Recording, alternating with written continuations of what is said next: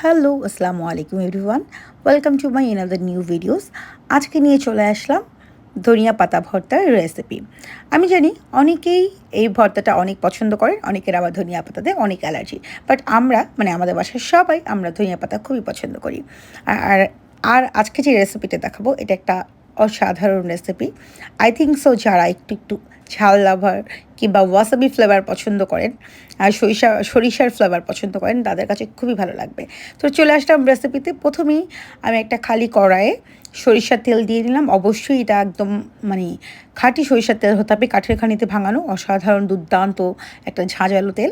সেই সাথে বেশ কয়েকটা শুকনো মরিচ আমি তেলে নিচ্ছি। এর মধ্যে আমি একে একে সব ইনগ্রিডিয়েন্টস অ্যাড করে নিব।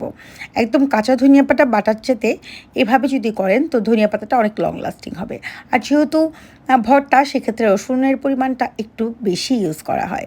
তো আমি এখানে 1/4 কাপ পরিমাণ রসুন থেতো করে নিয়েছি, সেটাকে দিয়ে দিলাম তেলের মধ্যে। তারপরে হালকা একটু ভেজে নেব, পুড়িয়ে ফেলবো না। আর অবশ্যই এখানে 2 রকম সরিষা ইউজ করেছি। অল্প অল্প পরিমাণ 1 চামচ পরিমাণ, 2 চামচ পরিমাণ কালো সরিষা আর সাদা সরিষা। এটাকেও একটু ভেজে নেব, কিন্তু কোনোভাবেই কোনো জিনিসকে আমরা পুড়তে দিব না। এর মধ্যে ইউজ করে ফেলছি একদম 2 আঁটি, মানে 2 আঁটিই বলা চলে এখানে টোটালি ধনিয়া পাতা। তো যাই হোক, এটাকে কী বলে, আমরা একটু হালকা ভাজবো, অনেক বেশি ভাজবো না।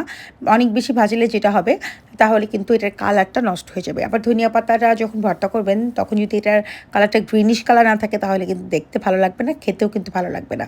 যে শুধু এটার মধ্যে যে এক্সেস একটা পানি আছে সেটা চলে যাবে।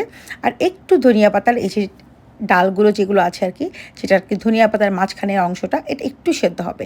দেখতেই পাচ্ছেন ধনিয়া পাতা থেকে পানিটা ছেড়ে দিল। আর এতে কিন্তু পাতাটার কালারও নষ্ট হয়ে যায়নি, একদম প্রপার আছে। এই কাজগুলো কিন্তু মিডিয়াম টু লো ফ্লেমে রেখেই করবেন। আস্তে ধীরে করবেন, ননস্টিকি প্যানে করবেন, একটু মোটা যে কড়াই কিংবা প্যান আপনাদের ঘরে আছে সেটা নেবেন। ফাইনালি আমি এখানে কিছুটা পেঁয়াজ কুচি দিলাম, কারণ পেঁয়াজটাকেও আমি খুব বেশি ভাজবো না, এমনভাবে ভাজবো যেন পেঁয়াজটা ভাজা হয় বাট মানে বেরেস্তার মতো শক্ত না হয়ে যায়। আর এখানে সামান্য একটু নুন অ্যাড করছি, মানে লবণ, যেন এটা একটু তাড়াতাড়ি দ্রুত সফট হয়ে যায়। আর এই পর্যায়েও আমি সামান্য একটু সরিষার তেল অ্যাড করে নিব, যেন মানে পেঁয়াজটা যেন খুব সুন্দর একটু স্মুথ একটা সফট টেক্সচারে চলে আসে।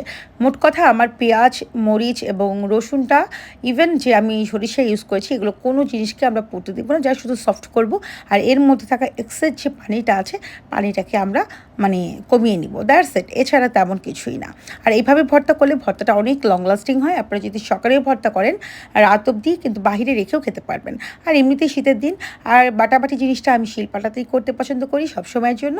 তো আমি শিলপাটায় নিয়ে নিলাম আমার এই ভর্তার ইনগ্রিডিয়েন্টসগুলো। সব কিছুকে এখন সুন্দর করে মানে আমি ভর্তা করে নিব, পিষে ভর্তা করব। অবশ্যই এটা আপনারা শিলপাটাতেই করবেন। আর যদি অথেন্টিক টেস্টটা চান, আর যদি মিক্সিতে করতে চান তো করতে পারেন, যদি কাজ এড়াতে চান, যদি বাটাবাটি না করতে পারেন তাহলে করবেন। বাট আমার কাছে বাটাবাটি করতেও ভালো লাগে। আর এটা হাতে ভর্তা করার মধ্যে আলাদা একটা মজা আছে, টেস্ট আছে। আর এই যে সরিষার তেল আর সরিষা ইউজ করাতে এটার একটা খুব সুন্দর ঝাঁঝালো স্মেল হবে। আর খেতেও অনেক বেশি মানে একটা ঝাঁঝালো ওয়াসাবি ফ্লেভার পাবেন, ভালো লাগবে। এটা গরম ভাতে মেখে খেতে খুবই দারুণ লাগে, অসাধারণ। আপনারা চাইলে রেসিপিটি করে খেয়ে আমাকে কিন্তু ফিডব্যাক দিবেন। অবশ্যই আমার রেসিপিটি ফলো করেই তৈরি করবেন, তাহলেই কিন্তু অথেন্টিক টেস্টটা আপনারা পেয়ে যাবেন। আর যদি আপনারা এর মধ্যে ফিউশন তৈরি করেন তাহলে কিন্তু আমার কিছু করার নেই। যাই হোক, আমার বাটাবাটি শেষ। এ পর্যায়ে আপনারা লবণটা একটু চেক করে নেবেন। ঝালটা ডিপেন্ড করছে আপনাদের পছন্দ মতো, চাইলে আরও বেশি করে ঝাল দিতে পারেন, আর একটু কমিয়েও নিতে পারেন, ডিপেন্ডস ফর ইয়োর টেস্ট।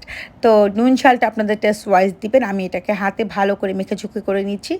আর আরও একটুখানি সরিষার তেল ছড়িয়ে দিব। আর এই সরিষার তেলগুলো কিন্তু আমার সিরাজগঞ্জ থেকে নিয়ে আসা, একদম কাঠের খনিতে ভাঙানো খাঁটি সরিষার তেল, যেটা অসাধারণ একটা, এটার স্মেল ঝাঁঝালো একটা ব্যাপার স্যাপার থাকে।